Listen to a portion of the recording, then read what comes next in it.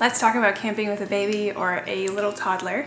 It can be so much fun, and in this video I'm going to cover some things that you can think about to make your trip a load of fun. I'm going to cover a few things from making a natural mosquito repellent all the way to helping them settle into their environment and playing in the space that they're in.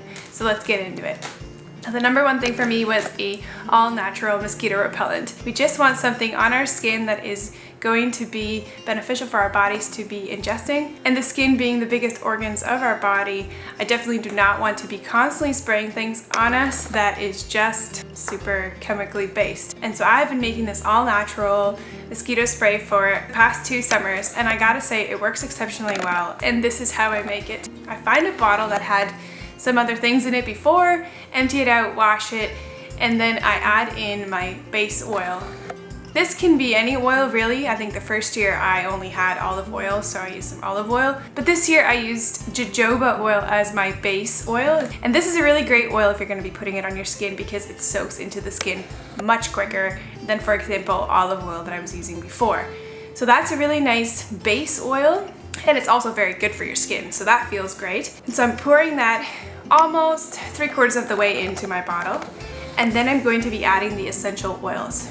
Now the number one essential oil for all kind of mosquito bug repellenty things is citronella. I actually love the smell of citronella, so I add in a bunch of drops. Now for a little bottle like I have here, you could start with 10 drops of this essential oil, but this is totally customizable to whatever you think, how strong and potent you want it to be. So use 10 drops just as a base to start from and work up from there. And then I'm adding a similar amount of drops of eucalyptus oil. Eucalyptus oil is another great essential oil that bugs do not like. It's quite strong to them, and there's lots of benefits to eucalyptus, and so this is a nice one to add in there. As well as some peppermint, which bugs also super do not like. If you're a gardener, you know that this repels all kinds of pests from the garden, and so we're also adding in some peppermint oil. And then I put on the cap and give it a good shake. And now this is the big moment for me to test this repellent.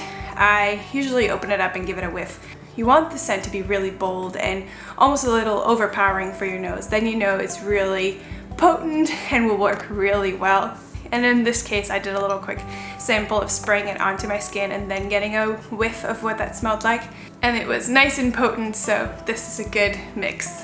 And anytime you use it when you're camping, you can give it a little bit of a shake and spray it directly onto your skin. Now I've read in places that people say these natural repellents do not work. I wonder if it's because they're not making them strong enough or whatever the case. We have found this to be very successful. Again, for the past 2 summers, this has saved us from mosquito bites. And I'm not talking about going into a drove of mosquitoes, you know. I just mean like regular camping where there are mosquitoes flying around and we don't want to get bitten. And so I spray this directly onto our skins multiple times throughout the day. And then for our son, I'm also spraying it on his clothes just to kind of give an extra layer of protection. I've also read about people spraying this on their tents and inside their tents and on the outer edges.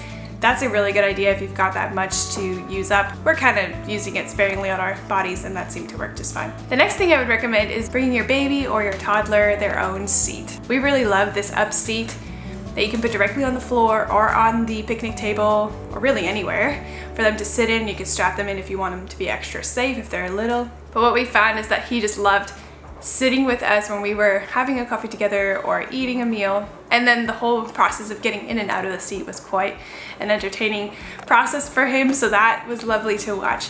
And then later on, he loved our chairs and wanted to figure those out, so that's, I guess, the age of exploring and figuring things out. But bringing their own seat, I think that is a really helpful thing. And then the next thing I would think about is ways that you can involve them in what you're actually doing. When we were cooking, we were trying to bring him up to the picnic table and have him watch what we are making. And of course, meal times is a great way to involve them in this adventure of camping and eating meals outside all the time, eating kind of loosely on the go and out in the elements.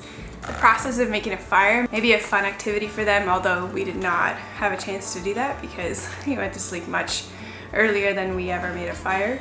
And then all of our kitchen stuff packed into the totes, that's a fun thing for them to explore, just involving them in the things that are around them that are new. And then being really careful for the things that they can reach from the table that may be dangerous.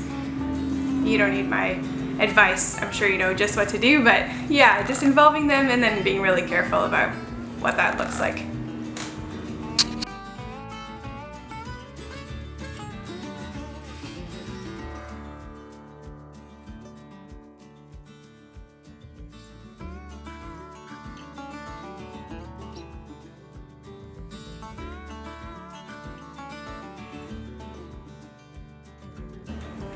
And something else to think about is how you can help them immerse themselves in the space that they're in and enjoy the nature. And so we tried spending a lot of time by the beach, in the forest, walking around, showing him all kinds of things that would be very new to him, and then bringing some kind of toys to help him interact with the environment. So for example, a shovel and a bucket.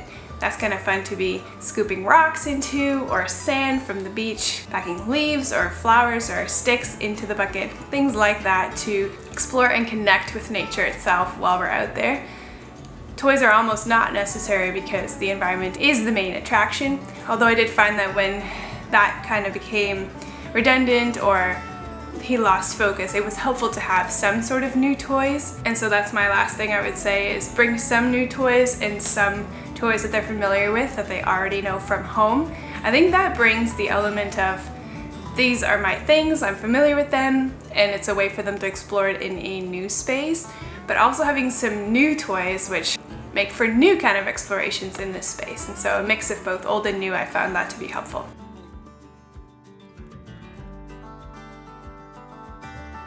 And overall, I would just say have fun. Again, our kids feed off so much of how we feel and what we're doing, and so if you can have a lot of fun and enjoy it yourself, I'm sure that they will enjoy it a lot too.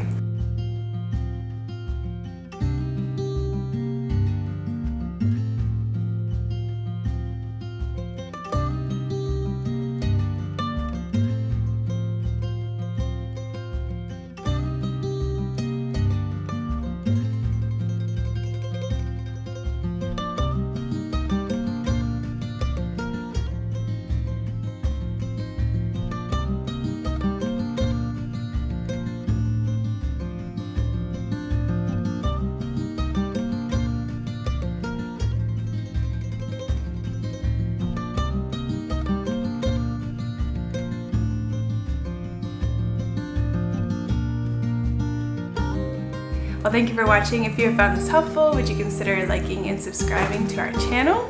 And if you have any other tips or thoughts that could help other people or even myself, I would love if you would leave those in the comment section below. I do read all of those, and I'm very interested in the things that you have to share with us too. Well, thank you for watching, and we'll catch you in the next video.